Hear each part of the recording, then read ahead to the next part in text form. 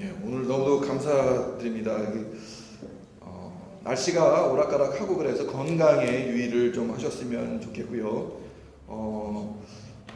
들려오는 소식이 여러 가지 건강상의 이제 문제 그런 부분들이 좀 있는 것 같아요. 그래서 내년 2019년도에는 기도 제목을 건강 그거를 삼아야 될 것 같은 생각도 들기도 합니다.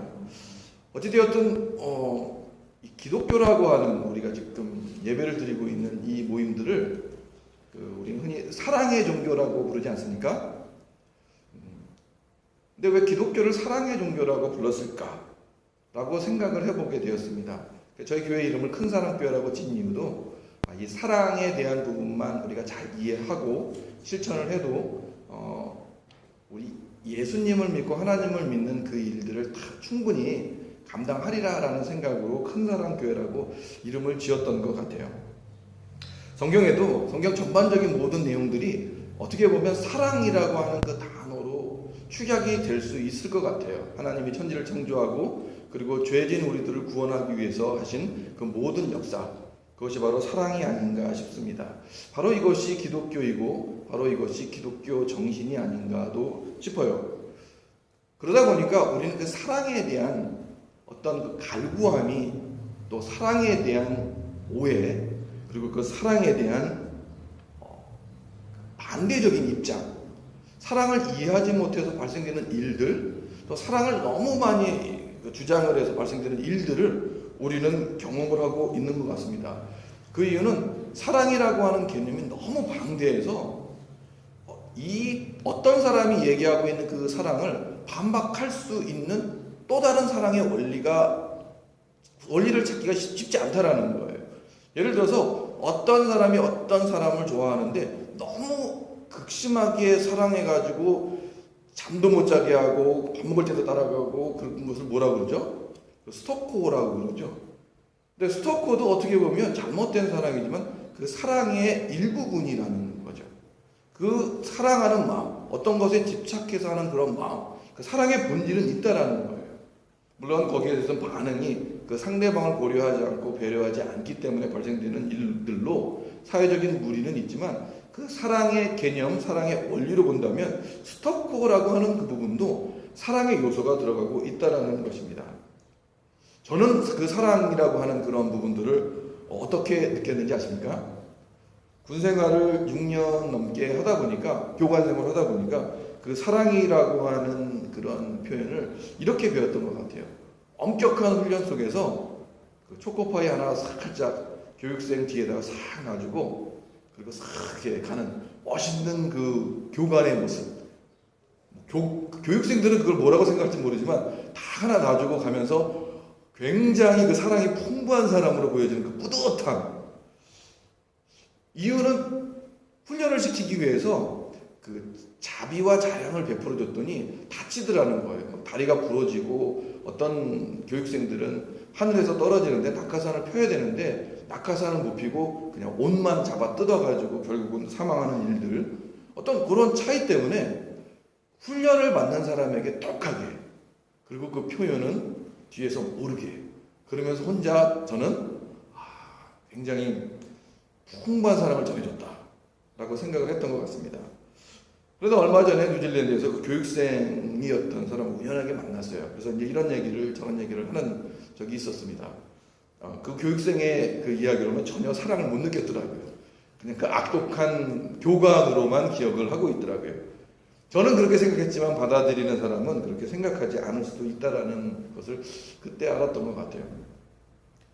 반면에 어떤 분들은 사랑은 함께 시간을 같이 하는 거, 그 다음에 뭐 스킨십을 하는 거, 봉사를 해주는 거, 뭐 이런 종류로 사랑을 느낀다고 그럽니다.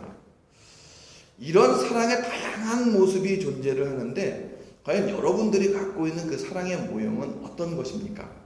그래서 오늘 본문을 통해서 3명의 등장하는 인물을 통해서 그들이 가지고 있는 사랑의 모습을 비춰볼 때 우리의 사랑의 모습은 어떤 것으로 바뀌어져야 되는가를 한번 살펴보고자 합니다. 먼저 본문에서는 예수님께서 바리새인이라고 하는 시몬의 집에 초대를 받게 됩니다. 바리새인이라고 하면 이 당시의 바리새인은 두 가지 양상을 띌 수가 있어요. 사회에서 존경을 받는 바리새인, 그리고 가식과 위선에 휩싸인 바리새인, 예수님이 지적한 바리새인, 예수님이 책망한 바리새인은 세상의 가식으로 둘러싸인 가식을 행하는 그런 바리새인을 예수님은 책망을 하셨죠. 그런 바리새인 중에 한 명이 예수님을 초청하게 됩니다. 자, 그 당시의 사회적 분위기를 볼 적에 예수님이라고 하는 그런 어떤 소수의 그 심 없는 사람의 리더를 자기 집에 초청하는 권력자, 참 사회적으로 볼 적에 왕따가 될 수도 있는 그러한 조건을 가질 수도 있을 것 같아요. 저는 그 부분을 사랑으로 표현하고 싶습니다. 예수님을 초청함으로 본인이 감당할 수 있는 그런 불이익이 있음에도 불구하고 그 바리새인, 시몬이라고 하는 바리새인은 예수님을 집에 초청하게 됩니다. 이 당시 바리새인은 뭐라고 불렀냐면 이마에 피래지가 않는 사람들. 그 이유는 뭐냐면 바리새인들은 거룩을 강조했기 때문에 그 아내 되는 사람만 여자로 이렇게 쳐다봤대요. 그러니까 이렇게 길을 걷다가 옆에 여자분들이 지나다닐 거 아니에요? 그러면 이제 그거를 보면 거룩이 날아간다 생각해가지고 눈을 감고 다녔답니다. 그럼 눈을 감고 다니니까 뭐 벽이나 이런 데 머리를 부딪히겠죠. 그래서 뭐 피가 나겠죠. 그래서 그 피가 많이 머리에 이렇게 붙어 있으면 저 사람 굉장히 거룩하다라는 거를 반증적으로 표현해서 가식적인 그 바리새인들은 이미 집에 나올 때서부터 이마에다가 피를 내고 나왔다고 그럽니다. 가식과 진짜, 거룩을 하기 위해서, 거룩한 삶을 하기 위해서, 사람에게 보여주기 위해서 이런 행동을 했다는 거예요. 그 시몬이라고 하는 바리새인도 별반 틀리지 않았을 것 같습니다. 그렇게 거룩함을 주장했던 그 사람이 예수님을 집안에 초청을 했어요. 굉장한 사랑이 아니겠습니까? 본인의 어떤 사회적으로 갖고 있는 기득권이나 사회적인 지탄을 무릅쓰고라도 예수님과 함께 식사를 하면서 무슨 얘기를 들을지 기대감에 초청을 했던 것 같아요. 그런데 그 바리새인인 시몬에게 예수님은 책망을 합니다. 그 책망하게 된 동기는 바로 한 여인의 일방적인 그 사랑의 모습을 보고 이 바리새인이 한 이야기, 생각한 것 때문에 그랬어요. 어떤 것입니까? 바리새인은 본인이 초대한 집에 예기치 않게 들어가는 한 동네에 죄를 지은 여인이 들어온 그 자체서부터 아마 의심을 가졌을 것, 기분이 안 좋았을 것 같아요.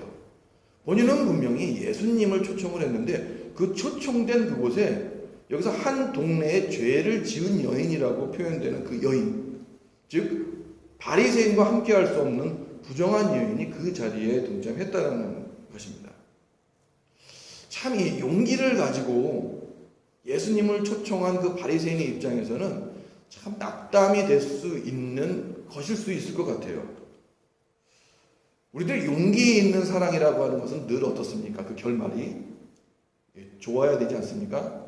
저도 그 결혼할 적에 용기를 가지고 프로포즈를 딱 해가지고 딱 했더니 딱 됐어요. 결말이 참 좋지 않습니까? 여러분들도 웃으시는 분들은 무슨 표현이십니까? 여러분들도 용기를 가지고 뭔가 사랑을 표했을 적에 그 결말은 늘 이렇게 해피 엔딩으로 생각을 할 수가 있을 것 같아요. 그런데 바리새인의 입장에서는 책망을 들었다라는 거죠. 그 원인을 여러분들은 무엇이라고 생각을 하십니까?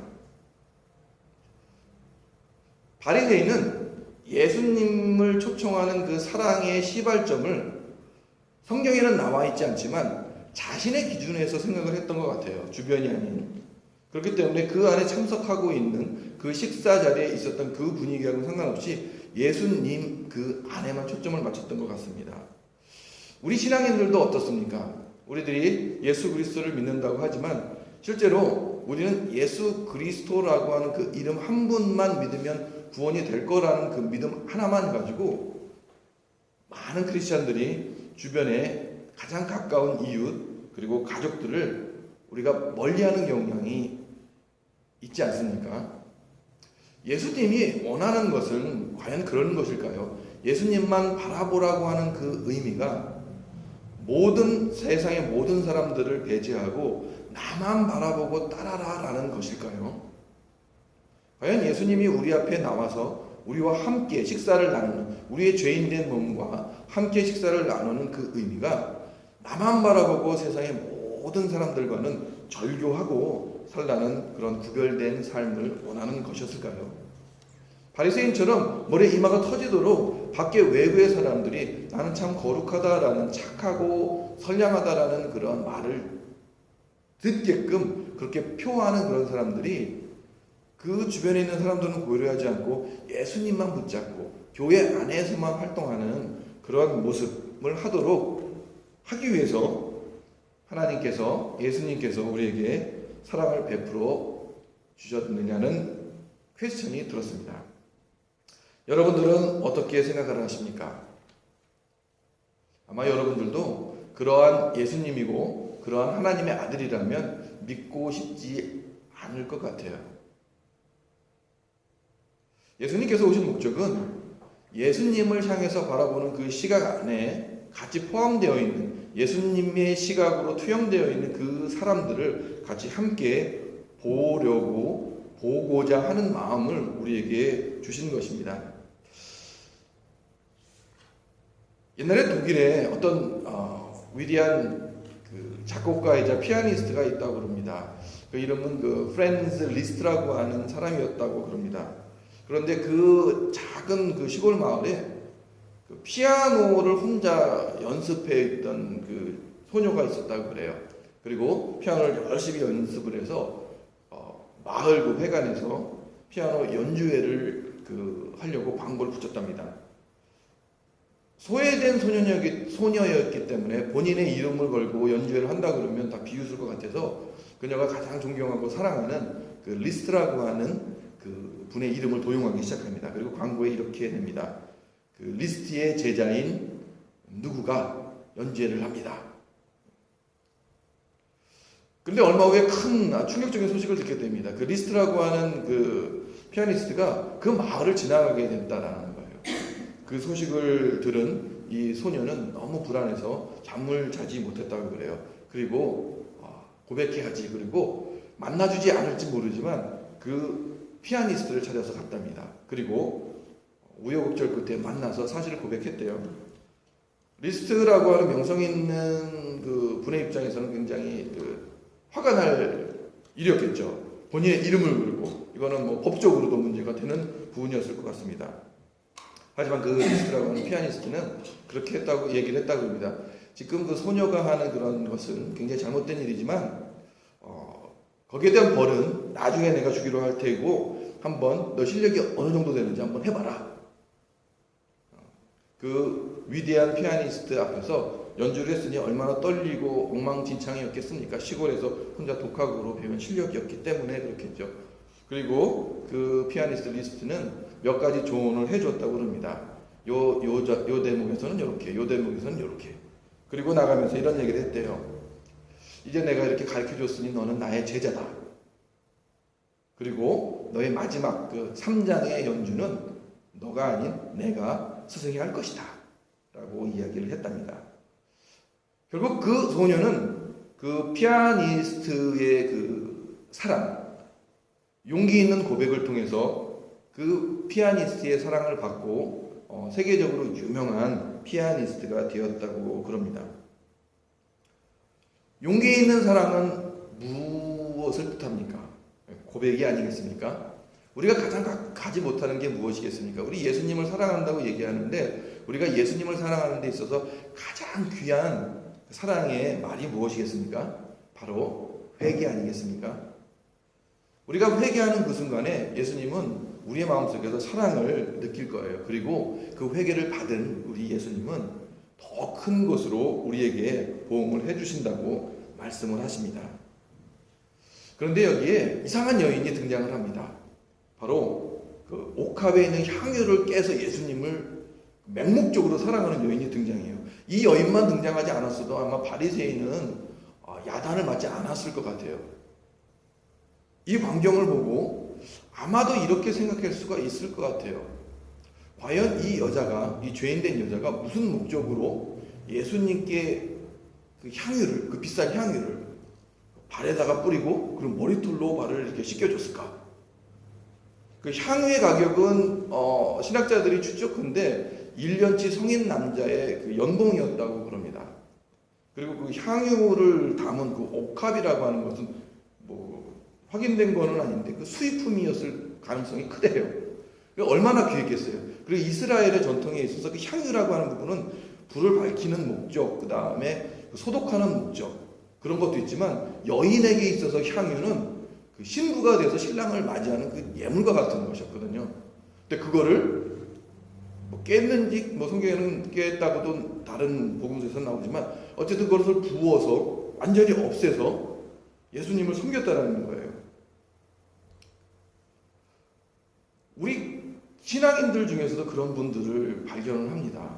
제가 알고 있는 분도 사회에서 성공적으로 잘 살다가 그리고 어느덧 예수 그리스도를 영접하고 만나고 갑자기 돌변을 해버렸어요. 그리고 짐을 싸서 아프리카로 선교사로 떠나버렸습니다. 혼자만 간 게 아니고 식구들과 함께 갔어요. 예수님의 그 사랑이 무엇이길래 세상에서 더 좋은 직장과 직업과 그리고 안락한 생활을 저버리고 그 세계 방방곡곡에 선교지에 그곳에서 거하는 사람들이 많다라는 거예요. 그리고 우리가 또 알고 있는 여러 그 성직자, 존경하는 성직자들을 보면 세상에서 좋은 일을 많이 할 수 있고 편안하게 살 수 있지만 그것을 마다하고 그 무언가를 하기 위해서 나서는 분들도 많이 있다라는 것입니다. 그 예수님을 만난 그것이 무엇이길래 그 인생을 통통 털어가지고 모든 것을 드릴 만한 가치가 있을까? 바로 이것은 우리가 경험해 본 거 아니겠습니까? 우리가 살면서 인생에 사랑의 콩깍지가 씌인 경우가 있지 않습니까? 옆에 이렇게 보시면 콩깍지가 씌었기 때문에 계신 분이 계시고 그리고 콩깍지로 인해서 우리 자녀가 또 나오지 않았겠습니까? 지금 보시면 그 당시로 돌아가면 다시 그런 결정을 하시겠습니까? 네, 이제 뒤에서는 하시겠습니다라고 얘기를 안 하면 이제 큰일 나니까 바로 그 콩깍지, 그 사랑의 콩깍지, 그 사랑의 콩깍지가 있음으로 말미암아 우리는 그런 인생을 다 내어줄 수 있는 결정을 하는 것 같아요. 우리 마음에 우리 눈에 사랑의 콩깍지만 씌이면 다 할 수 있다라는 거죠. 누가 그 가장 큰 사랑의 콩깍지를 씌인 분이십니까? 네, 우리 사랑이 많으신 예수 그리스도가 우리에게 사랑의 콩깍지가 너무 씌어가지고 정말 그 죽음의 골짜기에 가기 싫지만 담대하게 그 길을 가신 것이 아니겠습니까? 과연 어떠한 사람이 죄가 없음에도 불구하고 스스로 그 능력이 있음에도 불구하고 그것을 모면할 수 있는 능력이 있음에도 불구하고 그 일을 감당하겠습니까? 바로 우리를 너무도 사랑하기 때문에 우리에게 사랑의 콩깍지가 확 씌어 있기 때문에 우리를 위해서 죄를 대속해 주셔서 십자가에 못 박혀 달려 돌아가신 게 아니겠습니까? 우리들의 마음은 어떻습니까? 우리들은 누구에게 콩깍지가 제일 먼저 씌어져 있습니까? 사랑하는 나의 아내 그리고 우리 자녀 이렇게 콩깍지가 씌어져 있지 않습니까? 그러면 우리 사랑하는 아내와 사랑하는 자녀에게 우리가 어떤 것으로 대해야 되겠습니까? 미국의 한 가난한 집에 소년이 있었대요. 유명한 일화가 됩니다. 1년 동안 신문 배달을 해가지고 미국은 뭐 신문 여기도 보면 이렇게 팜플렛 같은 거 집에 놓고 뉴질랜드에 있는 우리 학생들도 많이 하죠. 근데 목적은 단 하나였어요. 그러니까 어머니 생일 때 가장 예쁜 너무 사랑하는 어머니의 선물을 사주기 위해서 1년 내내 비가 오나 눈이 오나 그 일을 했답니다. 그리고 어느 정도 돈을 모아서 이제 그 상점에 갔대요. 그리고 나서 가장 아름다운 옷을 어머니에게 드리기 위해서 이제 샀답니다. 근데 저 어머니 이제 묻죠. 어머니 사이즈가 어떠냐? 그러니까 자기가 이 돈을 모았는데 사이즈를 모르니까 she's perfect size. 잉글리시니까 미국에서 이렇게 얘기했겠죠. 어머니 사이즈는 퍼펙트 사이즈입니다. 그러니까 저 어머니 피식 웃으면서 일단 팔긴 팔아야 되니까 그 중에서 이제는 중간 사이즈 예쁜 치장된 옷을 이렇게 포장해서 줬다고 그럽니다. 그것을 받은 어머니가 얼마나 기뻤겠어요. 사랑의 콩깍지가 씌인 자녀가, 아들이 그 선물을 해줬으니 얼마나 기뻤겠어요. 더 기쁜 것은 그 옷을 다 입으니까 너무 기쁜 거예요. 그리고 나서 어머니는 그 상점에 다시 갔답니다. 옷을 바꾸러 갔겠죠. 사이즈가 맞지 않아서. 옷을 입었는데 반도 못 걸치는 그 팬츠는 반도 못 걸치고 그 어머니는 좀 비리했던 것 같아요. 그때 점원이 그 어머니의 미소를 보고 느낀 것이 저것이 바로 퍼펙트 사이즈구나 라고 하는 그 퍼펙트의 의미를 그때 알았다고 그럽니다. 퍼펙트라고 하는 그 부분은 바로 콩깍지라는 거예요. 우리가 사랑하는 우리 자녀와 가족에게 완벽한 사랑을 줄 수 있다는 것은 뭐냐면 우리가 그 눈에 콩깍지가 씌어있기 때문에 아무것도 안 보인다는 거예요. 그렇기 때문에 우리는 그 사랑의 콩깍지가 쓰인 대상에 우리의 인생을 바칠 수 있는 것이 아니겠습니까? 예수님이 말씀하신 게 바로 이것이에요. 우리 지금 그 한 죄인된 여인이 예수님께 어떤 마음이 있는지 모르지만 그 콩깍지가 씌었기 때문에 그것을 표현한 모양이라는 거죠. 근데 여기에 더욱더 콩깍지가 쓰인 분이 계십니다. 바로 예수님이죠. 예수님은 분명히 바리새인의 집에 들어간다고 하는 자체가 본인에게 좋지 않다는 것을 아셨을 거예요. 가식된 분이요. 가식된 사람들의 집단이었거든요. 그리고 그 이전에 바리새인 집에 들어가서 좋은 일을 당한 적이 없어요. 다 질문하면 이렇게 시험하는 질문이고, 그리고 뭔가 적어가지고 뭔가 해코지 하려고 했던 그런 경험들이 있기 때문에 보통 일반적인 그 생각을 갖고 계신 분이 들어가진 않았을 것 같아요. 근데 그 바리새인 그 자체도 예수님께서는 귀한 자녀로 보셨기 때문에 그 초청에 응하시게 됩니다. 더욱이 예수님의 나이는 30살을 조금 넘은 그런 건장한 청년이었어요. 그런데 한 여인이, 생각을 해보세요. 한 여인이 갑자기 팍 와가지고 그 향기 나는 걸 해서 막 발을 닦고 막 이렇게 머리칼로 이렇게 하고 그러면 이게 요즘 우리 저기 CD나 뭐 비디오로 보면 16세 이하는 못 본다 뭐 이렇게 나올 수도 있지 않습니까? 이거 굉장히 어떤 상황으로 봤을 적에는 예수님의 입장에서는 움찔거릴 수 있는 거 아니겠습니까? 건장한 남성이 있는데 거기 많은 사람이 있는데 여인이 갑자기 딱 왔어요. 그리고 그 여인이 조신하거나 뭐 이런 뭐 품행이 방정하거나 이런 것이 아니고 죄인이었다라고 하는 동네에서도 뭐 유명한 분이었던 것 같아요. 그 분이 와서 그렇게 하니 예수님 밤에 기도하러 가신다고 그랬는데 혹시 저분 만난 거 아니야? 뭐 그런 오해도 살 수 있지 않겠습니까? 뭐 다들 그렇게 생각 안 하시는 것 같아요. 예수님. 그 당시 사람들은 예수님을 지금 우리가 믿는 예수님으로 믿지 않았으니까 아마 그렇게 생각할 수 있을 것 같다는 생각이 듭니다. 뭐 이런 얘기를 했다고 나가서 우리 전도사는 지금 이단 같아 뭐 이렇게 얘기를 하면 안 돼요. 이런 상황에서 예수님은 그걸 받아주셨다라는 거예요. 분명히 예수님 쪽에는 마이너스라는 걸 알았겠죠. 하지만 그 예수님은 그 사랑의 표현을 받아주시는 거라는 거죠. 그것이 오점이 있고 흉이 있고 부족한 사랑의 표현 방법이라도 받아주시는 예수님의 그 사랑이 얼마나 위대합니까? 우리들이 예수님께 사랑한다고 얼마나 많이 투정 부립니까? 우리 기도할 때 흔히 그렇게 많이 기도하죠. 하나님 왜 들어주지 않습니까? 하나님 이렇게까지 기도했는데 왜 들어주시지 않으세요? 정말 미워요. 그 자체도 우리 예수님은 사랑으로 받아주신다는 거예요. 예수님 내 인생이 왜 이래요? 너무 힘들어요. 다른 사람들은 빵빵 잘 나가는데 나는 왜 이렇게 지지고 궁상으로 삽니까? 천지를 창조한 하나님의 아들께 이렇게 컴플레인하다는 그 자체가 말이 안 되는 거지만 그 자체를 너무도 아름답고 사랑으로 받아주신다는 거예요.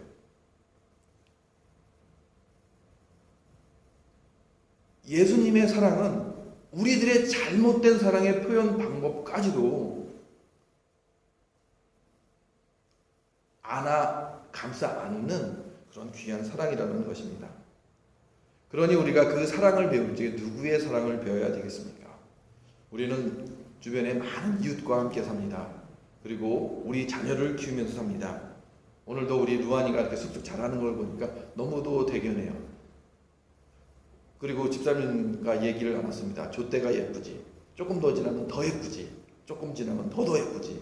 그런데 조금 더 지나면 언젠가 그 예쁨이 어디로 갔는지 이제 나하고 이야기를 섞는 그런 관계가 되고 이런 것들을 경험하게 됩니다. 그 자체도 우리가 예수님의 사랑을 배운 우리는 그것을 사랑으로 품어야 된다는 것입니다. 사랑은 그것이라는 거예요. 그렇기 때문에 사랑을 품은 크리스찬들은 힘이 있을 수밖에 없습니다. 왜 그러냐면요, 원수를 사랑할 수 있기 때문에 그래요. 왜 그러냐면요, 나에게 손가락질 하는 사람을 사랑할 수 있기 때문에 그렇습니다. 왜 그렇습니까? 예수님이 그것을 성경 전체를 통해서 보여주셨기 때문에 그렇습니다. 저는 이 말씀을 준비하면서 여러 가지 생각을 했습니다. 어떤 생각을 했냐면, 그런 적이 있었어요. 밖에서 제가 전화를 이렇게 집에 한 적이 있었습니다. 사업이 잘 되고 그럴 때였어요. 이제 어떤 사람이 이제 여보세요라고, 이제 외국에 살았으니까, 필리핀에 살았었으니까 이제 헬로 하고 이제 받았어요. 여자분이 받았어요. 저희 집에 전화했으니까 여자분이 헬로 했으니까 당연히 누구겠습니까? 저희 안 했겠죠. 저는 이제 뭐 이런저런 이제 불만된 얘기를 막 퍼봤어요. 뭐 그렇게 하면 어떻게 하고, 뭐 이렇게 되면 어떡하고, 막 이렇게 얘기를 퍼봤어요. 아무 소리가 없다가 그런 얘기가 나오더라고요. 저 여기 여기 은실이 친구인데 여기. 그래서 제가 잘못 알았습니다. 제가 저 아내인 줄 알고요. 잘못 얘기했어요. 아유 죄송합니다. 제가 원래 그런 사람이 아닌데 정말 죄송합니다. 그리고 아주 매너 있게 전화를 끊었던 거 기억이 납니다. 가장 가깝고 가장 사랑하고 가장 존중해야 되는 아내에게 그런 말을 퍼붓고 한 번도 보지 못한 전화상으로 본 사람에게는 깍듯이 이해를 표하는 저의 모습이 말씀을 준비하면서 보여지게 되었습니다. 과연 사랑을 누구에게 보여줘야 되는 것이다 라는 질문이 들었다는 거죠. 내 아내인 줄만 알고 막 했던, 나하고 가깝다고 이렇게 막 했던 그것이 아니라는 거죠. 우리들의 사랑의 표현은 가장 가까운, 내가 손을 뻗어도 닿을 수 있는 그곳부터 시작하는 그것이 바로 예수님께서 오늘 성경을 통해서 가르쳐주고 싶은 사랑의 원리가 아니겠습니까? 예수님은 가시다가 바리새인의 초청에 마다하지 않으셨어요. 내 눈에 손에 닿을 수 있는 그 청함에 마다하지 않으셨다라는 거예요. 그리고 그 안에 있을 때 무릎에 펄썩 앉아서 당황스럽게 갑자기 향유를 깨가지고 바를 수 있는 그 여인의 사랑의 그 표현을 마다하지 않으셨어요. 왜? 가장 가까운 곳에 있는 그 사랑을 표현하는 것을 받아주는 것이 바로 우리 예수님의 사랑이기 때문에 그렇습니다. 오늘 본문에서 우리들이 기억해야 될 예수님의 사랑은 바로 그것입니다. 나와 가장 가까이 있는, 나와 가장 친한 그곳에서부터 우리가 사랑을 펼치는 그것이 바로 그 선교의 첫 발이 아니겠습니까? 너무도 많은 사람들이 사랑을 이야기합니다. 하지만 그 사랑 안에 사랑이 깃들지 못하는 것은 바로 우리가 가장 가까운 우리 가족에게 우리가 사랑을 보여주지 못하고 있기 때문에 그런 것이 아니겠습니까? 저는 너무도 행복한 한 주를 보냈습니다. 말씀을 준비하면서 우리 성도님들의 그리고 그 삶을 통해서, 그 도움을 통해서 마음이 너무 따뜻해졌어요. 그것을 통해서 제가 변한 것이 있다면 이것입니다. 저는 군 생활을 통해서 엄하게 가르치고 그리고 초코파이 하나 주면서 내 마음을 표현하는 그것이 사랑이라고 생각했습니다.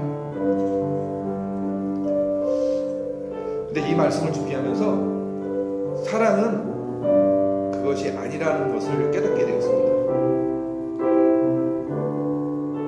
그래서 우리 교회가 이제 따뜻한 교회, 가르치려고 뭔가 지시하고 억누르는 것이 아니라 우리 삶으로 따뜻함으로 감싸는 그런 교회가 될 수 있게끔 회개했습니다. 우리 사랑하는 큰사랑교회 우리 성도님들도 우리 가족들 그리고 우리 성도님들을 같이 사랑하는 그런 마음으로 우리 공동체 우리 교회를 이끌어 나갔으면 하는 바람입니다. 사랑만 우리가 잘 표현해도 우리는 행복하게 살 수 있는 것 같습니다. 우리 작은 공동체지만 우리 작은 공동체 안에서 사랑을 표현하지 못한다면 우리 세계 선교를 하고 그리고 누굴 돕는다라는 것은 나중에 해도 되는 것 같습니다. 이제 우리 큰사랑 교회는 우리 안에 있는 우리를 더욱더 사랑할 수 있는 귀한 사랑의 교회가 되기를 주님의 이름으로 축원드립니다. 기도하겠습니다. 사랑이 많으신 하나님 아버지 진정으로 감사를 드립니다.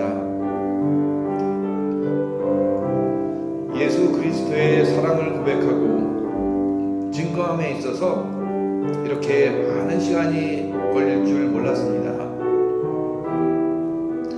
아무리 맞고 바른 말이라 하더라도 그 안에 듣는 이의 마음을 살피지 못한 말이라면 회개해야 될 사랑임을 이제 알았습니다. 권면하는 말보다 지시하는 말보다 이해하고 함께하고자 하는 그러한 품을 수 있는 사랑을 품게 하심을 너무도 감사를 드립니다. 우리 작은 공동체를 통해서 이 사랑의 마음, 이 푸근한 마음, 푸근한 사랑의 마음이 표현될 수 있는 교회 될 수 있도록 하나님 인도하여 주시고 우리 안에서 예수 그리스도의 사랑의 향기가 날로 더하여져서 향유를 깨서 그 온 집안을 향기로 가득 메운 죄 많은 한 여인의 고백처럼 저의 삶 전체를 사랑으로 저희 마음에 사랑이 깃들 수 있도록 하나님 성령님 도와주시옵소서. 오늘 저희들 발걸음을 돌려 세상생활로 나갈 때 하나님 그 사랑의 그윽한 힘으로 세상을 이길 수 있도록 하나님 인도하여 주시고